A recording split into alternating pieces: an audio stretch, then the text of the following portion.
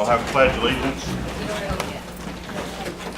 I pledge allegiance to the flag of the United States of America and to the republic for which it stands, one nation, under God, indivisible, with liberty and justice for all. Roll call.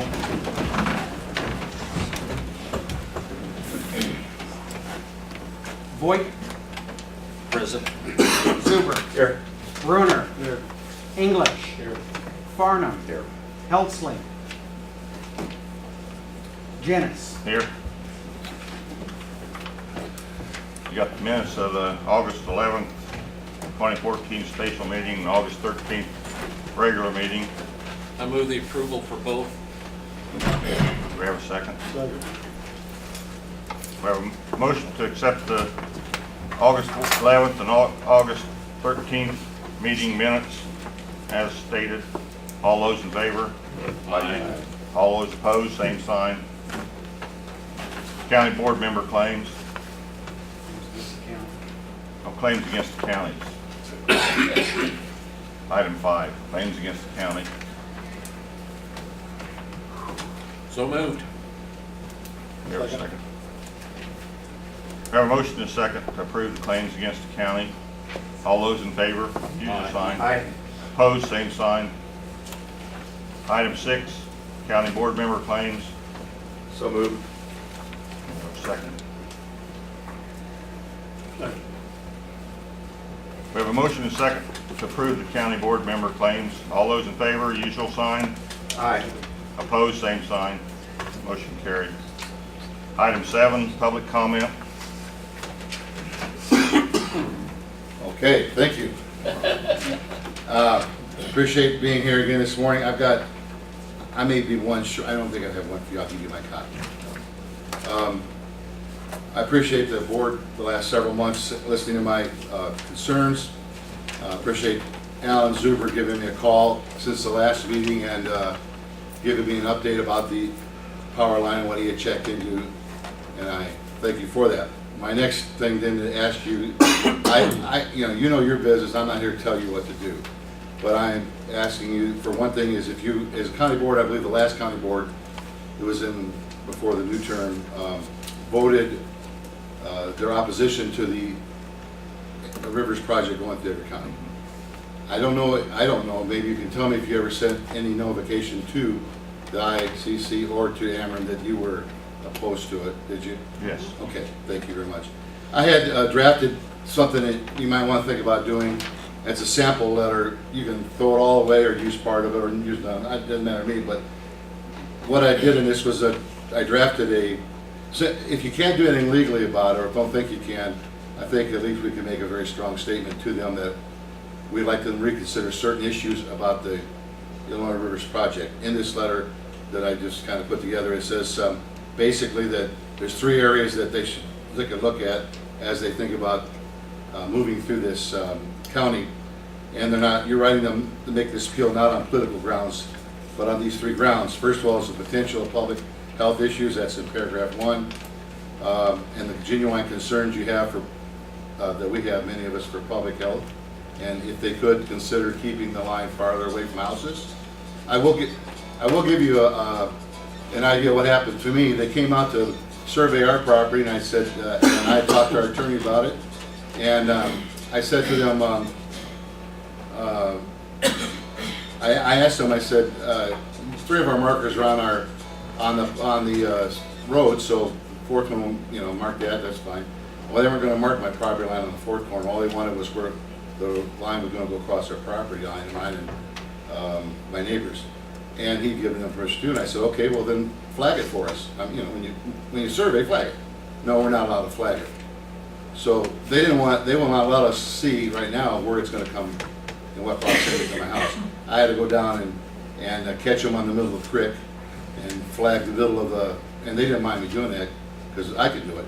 Flag the middle of the line so that eventually I can shoot a line to the east to find out where it comes by our house.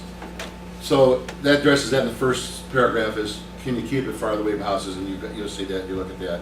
We're asking them, and I gave you information about maybe 2,000 feet. That's an idea. Do anything you want, if you want to do anything. The second thing is property value, I'm sorry, I should have turned this thing off, I'm sorry. The second thing is property value declination, and that is, it's our concern, it's my concern, that our county will be adversely affected by the lessening of property values in and around the route of the property lines.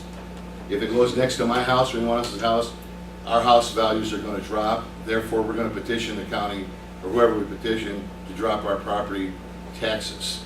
It's gonna affect the county property tax-wise and maybe perhaps farmlands. Thirdly, plain common sense, and that is, we see no value in the route being filled with 90-degree turns as it crosses Edgar County. If it has to cross the county, why don't they do the common sense thing and do the straightest route between 2 points and give it in places where it's more open and less impacting the majority of people. I'd just like to actually think about some kind of a letter to the ICC and Ameren, giving them the idea that, hey, you know, can you consider these things, especially if you have to go through this county? We don't know for sure if they're, but that's my appeal to you today. So you can consider it and think about it. Okay? Thank you very much.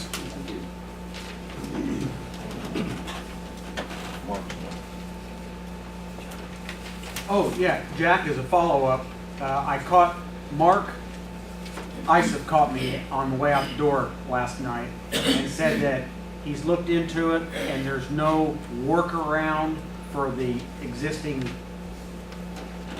plans to come through the county.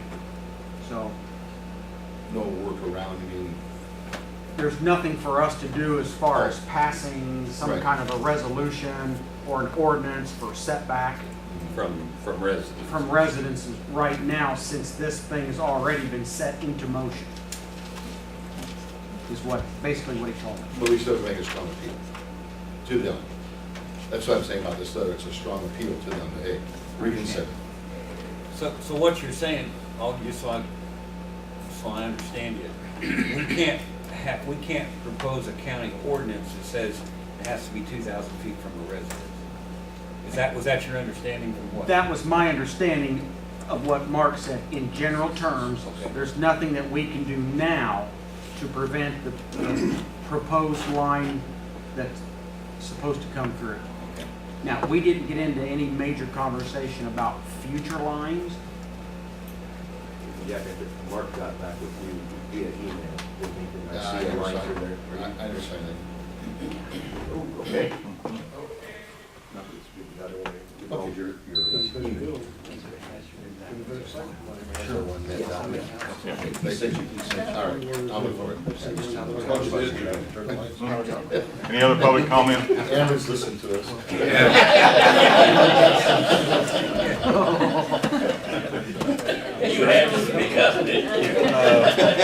Mr. Chairman, to be advised, we won't be recording anything at this point.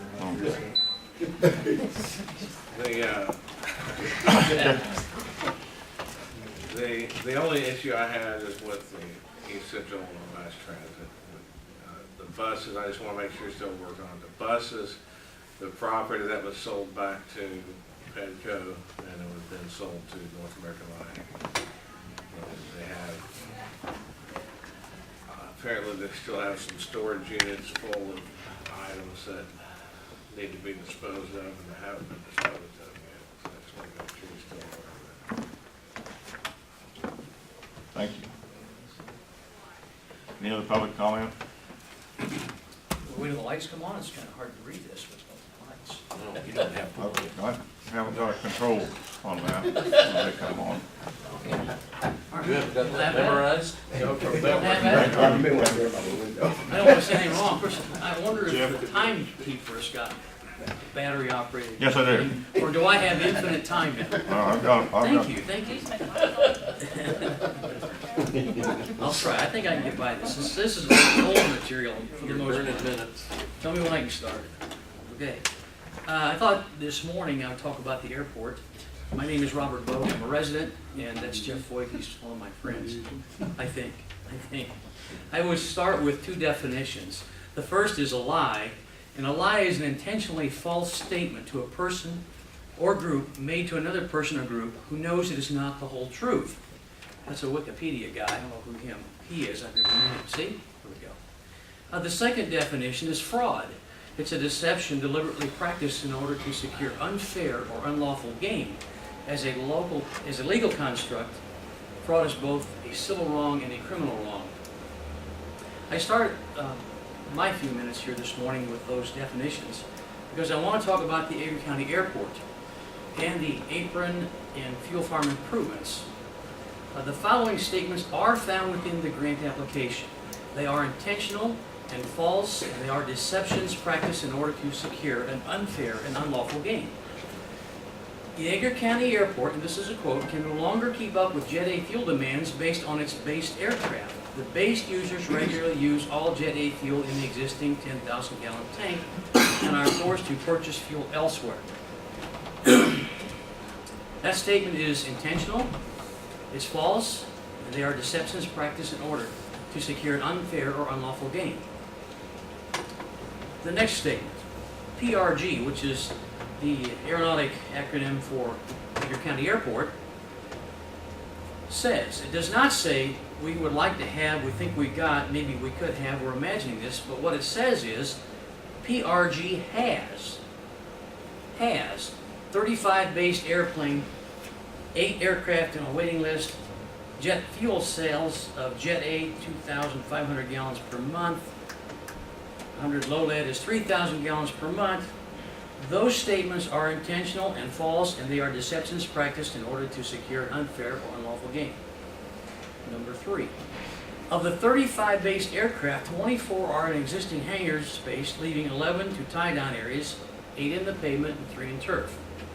Those statements, too, are intentional and false, and they are deceptions practiced in order to secure an unfair or unlawful gain. I wonder if anybody's done the math on this. There's only like 16 hangar spots, and they're just telling you there's 24 airplanes in these 16 hangar spots. And I know at the time of the application, they did not all have airplanes in them, so that's the math on that.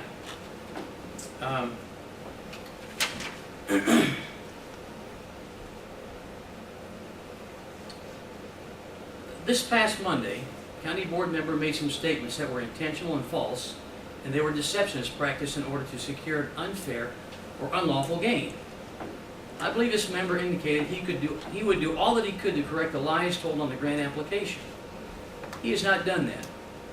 He's justified his inaction with the argument that in a state official's opinion, it makes no difference in the grant application. That it's okay to either lie or tell the truth on this application. That it really doesn't matter. Well, if that's the case, why hasn't this member of this county board made those corrections? If it really doesn't matter, what's the difference? Or is yet this another lie, and that it does in fact make a difference if the county were to correct the intentionally false, fraudulent, and deceptive statements? It amazes me, it absolutely amazes me, that a county board member argues justifications for telling lies rather than argue the truth. This begs the question, did his mother fail to wash out his mouth with soap? Or did they simply not learn to lie? This county board recently appointed Jerry Griffin as the airport manager. I've met Jerry, not particularly a bad fellow, but he's not an A&P mechanic, although he claims to be making, or has made 100-hour aircraft inspections on schools' aircraft. No, he cannot do this without an A&P license, and he does not have one. He is not a pilot. He does not have a required medical. Although it is widely reported that he is in fact flying aircraft with passengers and providing flight instruction. Another no-no. I suspect these reports have found their way to the FAA by now, and an investigation is moving forward.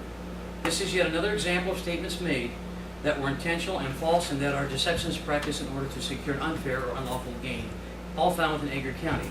In closing, I'm simply asking this county board to change direction, to do the right thing, and to restore the faith of many in local government. Simply stop the lying, the deceptions, and subterfuge, and fix those wrongs. And the airport apron and fuel farm project, because it's nothing but lies, not because it's something we don't need or deserve, because its very existence disparages this county. Your 5 minutes has expired. Thank you. Thank you. Are there any other public comment? We'll go to item 8.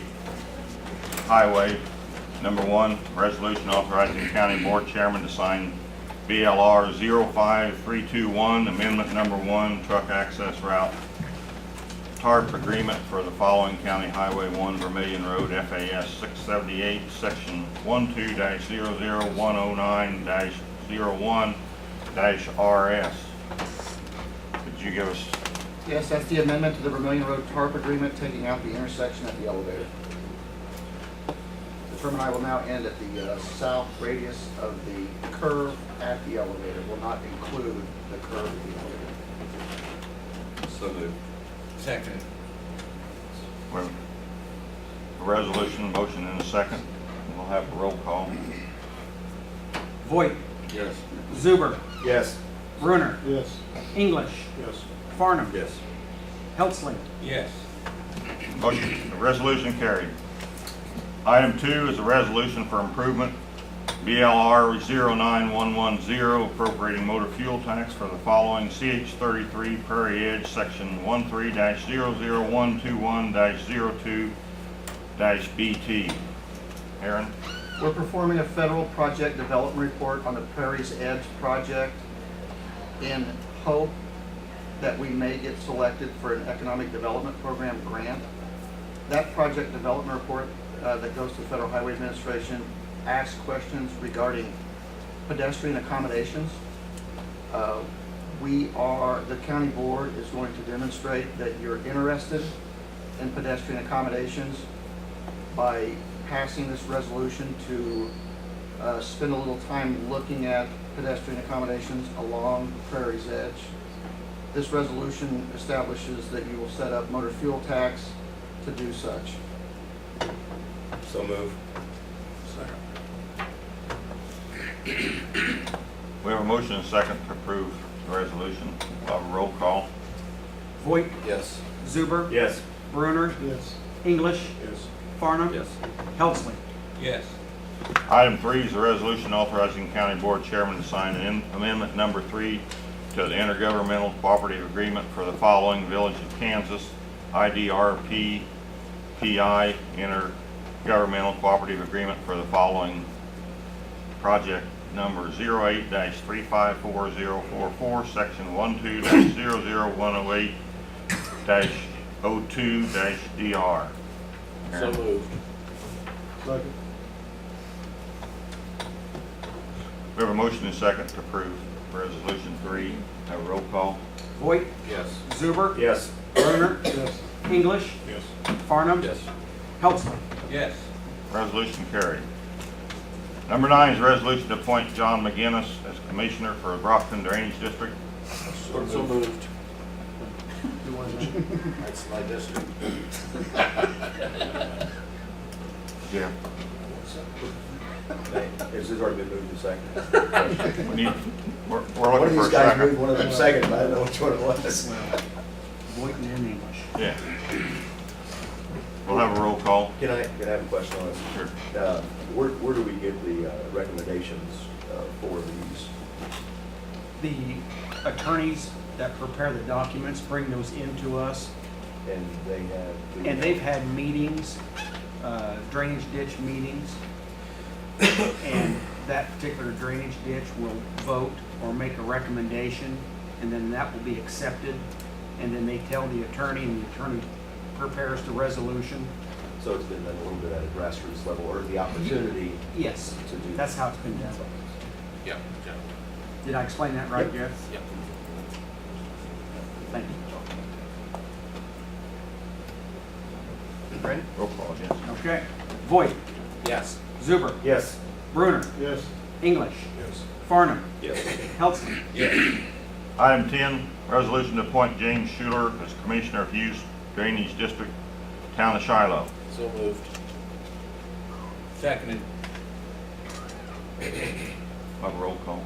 Voigt, Yes. Zuber, Yes. Brunner, Yes. English, Yes. Farnum, Yes. Heltzling. Yes. Item 11, a resolution approving oath of bond of Evelyn Stanfield, Commissioner of the Union Drainage District, Kansas and Ashmore, District Number 1, Kansas and Ashmore. So moved.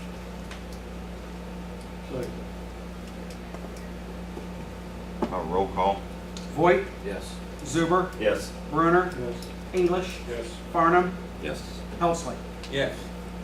Item 12 is a request by the Quality Honeybee Committee to use the courthouse lawn for the 2014 Honeybee Festival from 5 p.m. Wednesday, September 24 until Sunday, September 28.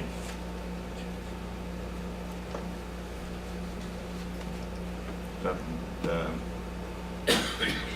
Building and Grounds Committee have a problem with that?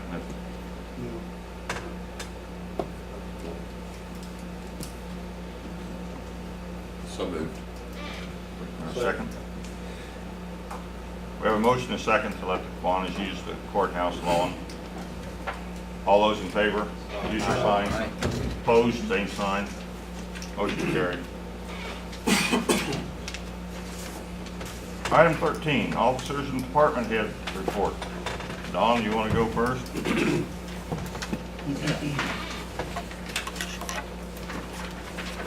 As you can see on the report, I've made a few notes at the bottom, just so you know what's going to happen before the end of the week. And just to make note again, if 2 days from now, we would have another $80-some thousand sitting as far as cash flow, and it'd be very comparable to a year ago, within like $5,000. So we're holding our own, even though each year we're presented with different revenues and expenses. At least we're holding our own as far as cash flow. There will be a distribution. I've actually ran the paperwork. The money's going to hit the accounts Friday for all the taxing districts.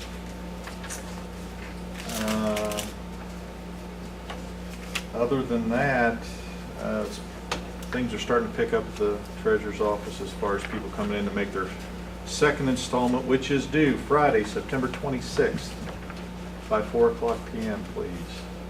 Even though I hang around to about 4:15 as far as leaving the door open for some late people. Any questions? Oh, notice we paid off the tax anticipation note. We are free and clear of any debt. And the cost, interest-wise, was $1,200. I don't, off the top of my head, for the time that we had to borrow. Would that be then followed that last year at this time we had not paid off the anticipation notes, is that correct? We did not pay that? I don't think we paid it off till November. That is Right, correct. So the cash flow is even better because that Good point. 100,000 plus whatever we borrowed last year was still in our prior year's 480,000. Right, I was not so eager to pay it off last year, or maybe the word eager isn't right. It was a much less amount. It wasn't causing me discomfort at night, but that 400,000 was, so I want to get it paid off quickly. Anything else? Aaron? Supervisor assessment.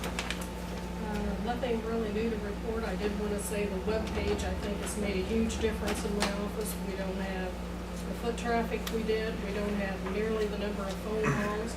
And last week I was shopping for insurance rates, and I had an insurance agent ask me what the size of my machine shed was, and I said, well, that's okay. I'll just go to the county website and get it. So there are a lot of people who are using the county website, and occasionally somebody calls that don't know them, we tell them, and I think that makes a big difference. Thank you. Probation. Nothing new to report? Circuit clerk. Thank you, I have nothing to report. ESDA. Health Department. I do want to make sure that everyone is aware and we're getting the information out as we can, but our annual flu shot clinic is going to be held on October 1st from 4 to 7 at Kirkwood School. And along with that, we're having a food drive and a toy drive. So we're trying to get lots of people to come out and donate and take care of getting their flu shot at the same time. You're having them simultaneous, is that? Pardon me? The shot free? No, can't do that. How much are the shots? The regular flu shot is 30. I didn't write down we also have the high dose that will be available, and we also will have the intravenous one. So those are different prices, but the regular flu shot will be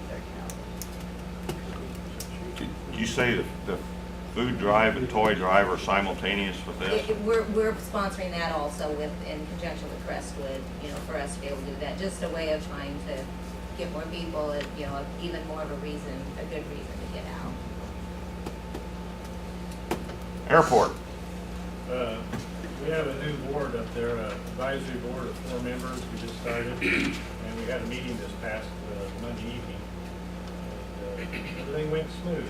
They came up with several items that need repairs and checked into. And everything's progressing real good with the new board.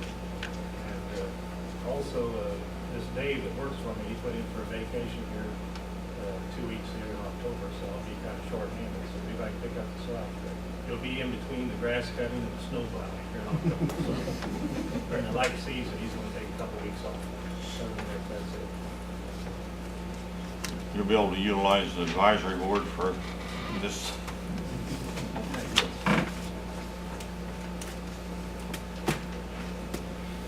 Anybody I missed besides the county clerk? My turn? Yes. Election is November 4th, and we are starting to get busy. We just proofed the ballot, which means we should have ballots anytime now. The calendar says that by September the 19th, we have to have ballots available for military and overseas voters, absentee. So we'll at least have our ballots by the 19th. And then the 25th is when we start absentee voting. So in person, absentee. So You put a sample ballot up on your webpage? I will. I haven't, but I will. Plus, we already are starting to get questions about the April 2015 consolidated election. That's starting to take off. So petitions are available to start circulating. Now, right? The week that we started voting on the 23rd, petition, they can start circulating. Okay, all right. This is a lot of dates. They can start circulating petitions the week, September 23rd, but that's for the next April election. So, yeah. And What election is that? those would be the local municipalities, school boards. And any referendums you want to put on there? For that too, right? Yeah, and any referendums that you might want on there, yeah. So we got two elections going on basically at the same time. Preparation, we put it that way. So needless to say, we're busy.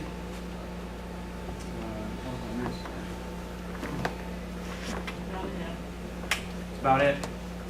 Thank you. Thank you.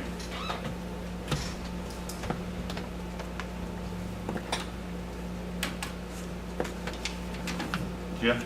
Yep, we, budget-wise, we have 83.33% of the year has elapsed, and our expenditures are at 81.52, so you can see we're close there. We sent out a letter to all department heads and elected officials asking them to please watch their expenditures. If you need something, we understand, but if you can hold off, that would be great. We want to make this year like we talked about, and be able to pay down some of the debt. The FY15 budget is in preparation. We have a meeting later on this week. We're going to be meeting with some of the department heads that have asked for a meeting so that we can discuss their budgets, their concerns. That's going to go on.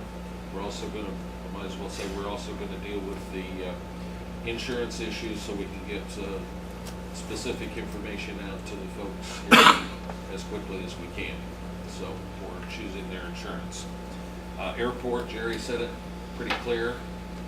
by the way, there's 7 people on the airport board, not just 4. We have 4 new members. And he is right, we did have a good meeting, constructive meeting, and some plans were made about some improvements and maintenance that needs to be done out there, and we're moving forward in a good way. The advertisement for the supervisor assessment is out, or at least at the print, or at the newspapers, so it's going to be advertised. The test is October 6th. The due date for applications is, I don't know the exact date, but it's sometime a couple of weeks after that point, so that we'll have the testing and be able to consider all applications that meet the qualifications. And I think that's it, unless somebody has a question for me. Did we get the telephone system issue? The telephone issue is going back and forth.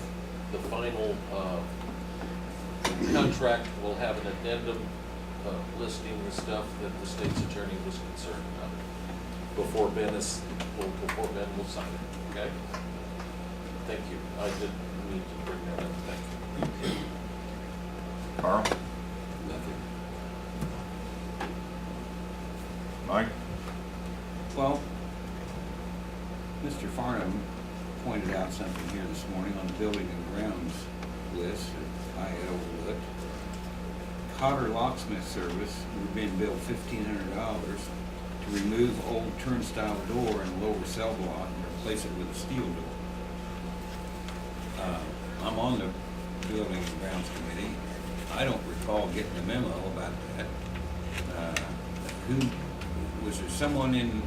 Will you check with the sheriff's committee to see if they? Well, I'm checking with them now. Okay. Did anybody authorize that? Did anybody even know about it?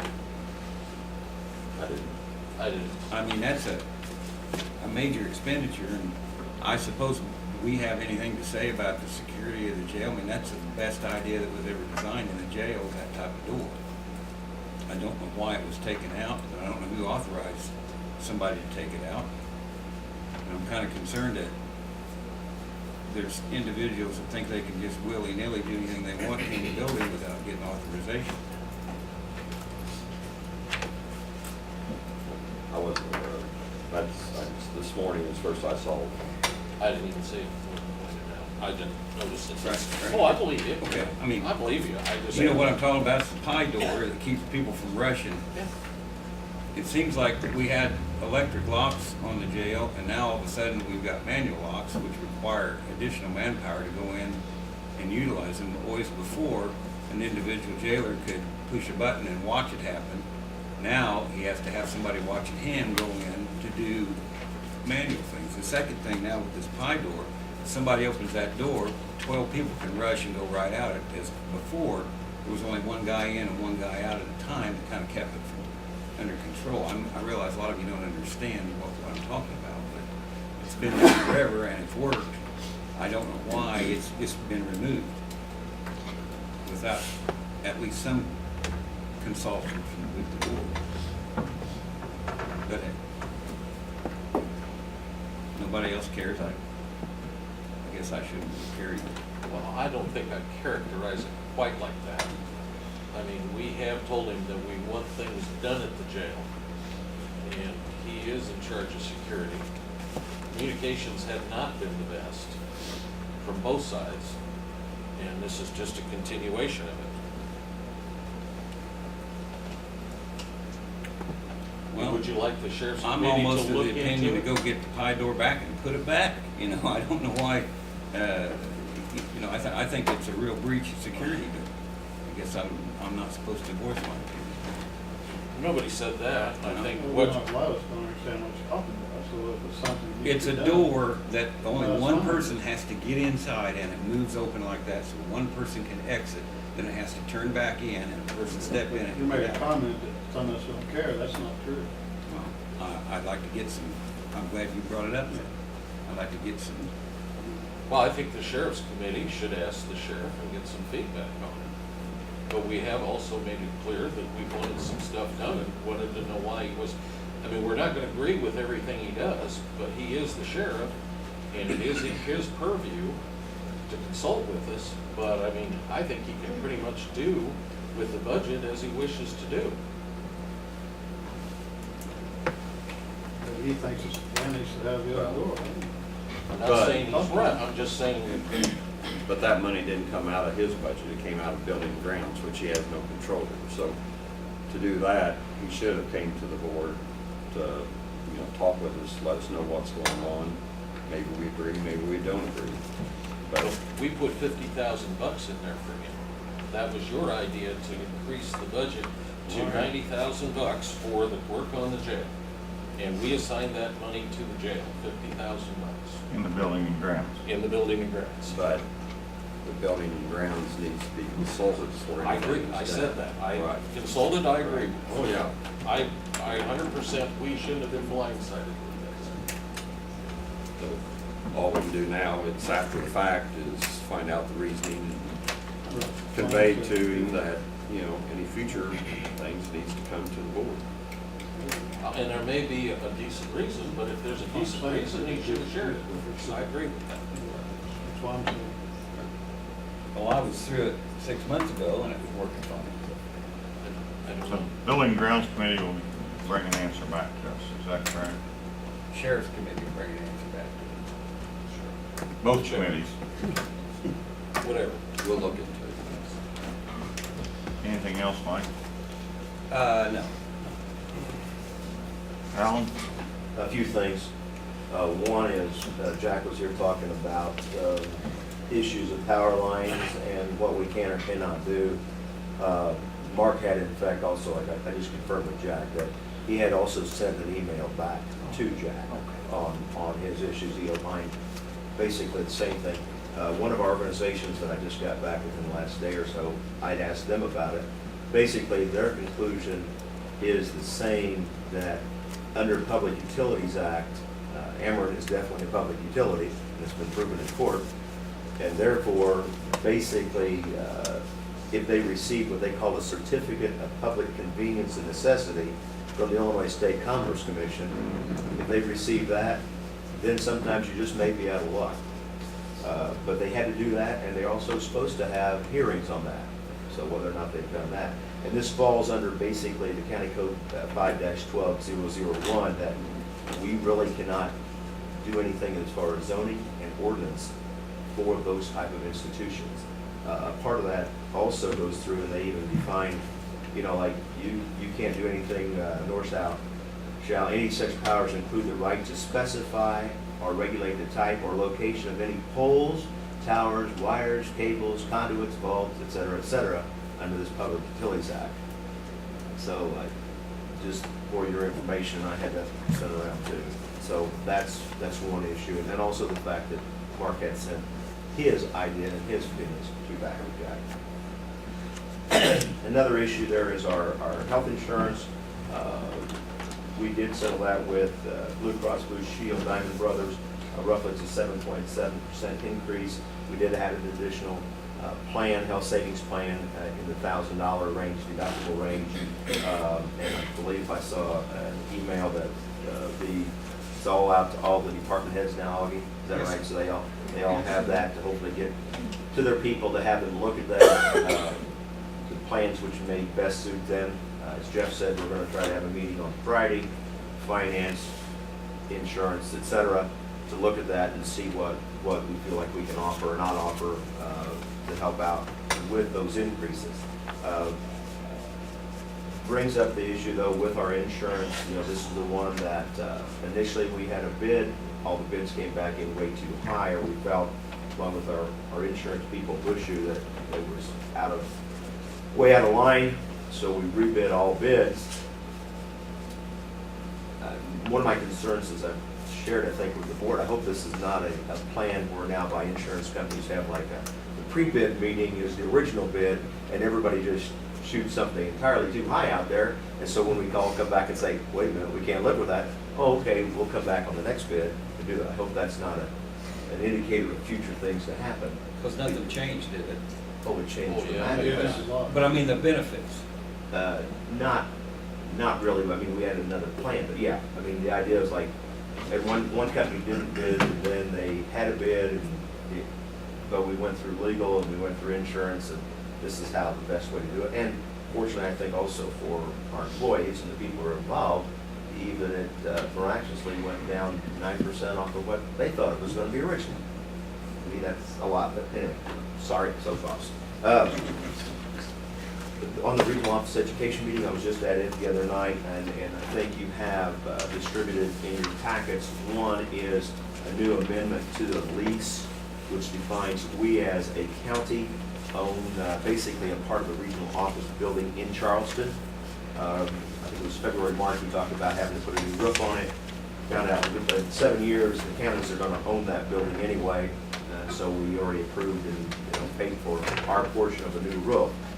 In doing that, we found out paragraph 8 in that lease originally called for counties to be assessed a separate amount for maintenance, continual maintenance of that building. That was not being done, never had been done. And so what we did as a regional board, looked at that and said, let's take that out of there, because that's not happening. Plus, we didn't necessarily want Coles County Building Commission assessing us so many dollars per year for what they thought should be an appropriate amount for maintenance. And it's more back to the Regional Office of Education. At our meeting in May, I think it was, the plan was decided, while it's not a whole lot, we're gonna try to put an additional $4,500 into the budget every year in the Regional Office of the Budget, which means that impacts us. This is the local budget. To not our, we don't pay the full $4,500, but into the Regional Office budget, to try to at least have some money as that building begins to age, and as that building becomes ours, meaning all the counties involved in the regional office. So that's what the amendment is to the lease there, that basically takes out number 8 originally, which was never done, and puts in a new number 8, which says the obligation of maintenance and repairs of the real estate shall be the sole obligation of the boards, meaning all of the county boards. And so they'll undertake all maintenance obligations, which they've already done in the past anyway, associated therefore, et cetera. So that's one part. The other part that you should have in there is basically the fiscal 2015 budget. It shows you basically what their proposal is from that standpoint. The only thing that's going to be up would be that additional $4,500. Everything else is going to stay the same. Remember, this is done on basis of a county's assessed valuation and also the EAV, corporate and personal property replacement tax. That's how they get a total amount. And then each county then is assessed a percent of the basis, or the percent of the budget based on that total. And so we're basically about the same there. I mean, you're going to fluctuate a little bit as other counties' assessments jump up and down also. What is our assessment? 12.96. What's the dollar amount? The total is 297 million. That includes our assessed evaluation and EAVs up to being here. Well, I just wondered what we were doing. I've got it here. Okay, that means we're gonna be charged like roughly 36,900. Okay. Yeah, and they're also gonna be sending back a revised specific budget, which I'll share with all of you whenever they get back. Alan, I Yes. guess a question. Do you know roughly what that building's worth? No, I don't. They, and that was discussed in May, because the issue that I brought up the other night at that meeting is, in 7 years' time, when that becomes all of the board's issues, let's say in 8 years' time, there's no more regional office of education. Who gets that building and how is this decided? Because it says at the end of that it will be all those boards and they can sell it, basically. They have their lawyers kind of looking into that, because the issue would be, instead of those 7 counties, each having an equal pie, I think it was, I raised the issue that, I'm not sure that's fair, because even in fairness to like Coles County, they paid 30% of that building for the last 20 years. I'm not sure that would be fair if you got rid of that building. If you get Moultrie, you pay 10. Well, even like us, at about 12 to 13%, I'm not sure that building should be 1/7 ours, when we've only paid 13%. And Coles, let alone, I'll pick on some of our neighbors, Cumberland, 6%. So that's a good question, I think, if that Is it a answers all. separate building all its own? or- It's a nice, Yeah, nice it's building. the counties in general, and it was done kind of by a neat And it's right down, right off the square. I mean, it's a nice location, good parking lot. Alvin, It's, I'm assuming it's property tax exempt right now? my understanding is it is. So there'd be no assessed valuation on it? Well, I'm just saying, once it becomes the county's, and if they do, this continues to be a regional office, there will come a point in time where it'll be put back on the tax rolls. I just They wonder- can't, and I don't know, it's a great question, Don, you know that. The Regional Office of Education, I do not believe can own the property.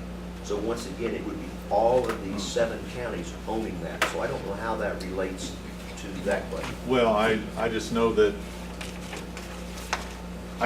they don't, if they ever decide to rent it out to someone or do Right. anything like that, it's gonna be a heck of a property tax bill if it's that nice of a building. And we're all gonna be, I'm sorry, I'm just thinking about money. So, but that's how many years down the road too, I mean, 7, Yeah. but they still may be in it for another 20. yeah.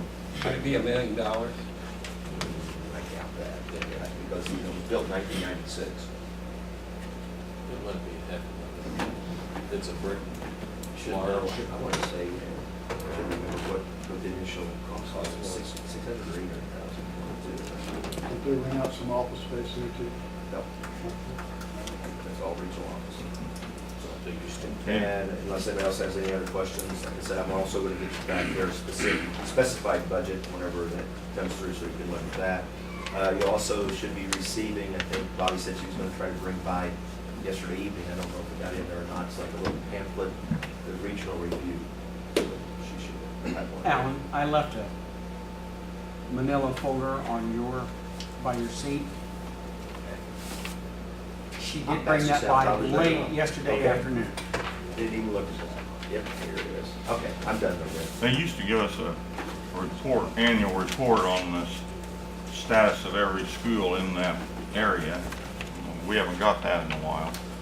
Where it told cost per student of in each school district. that. Also get that installed. She don't make that anymore. I don't, what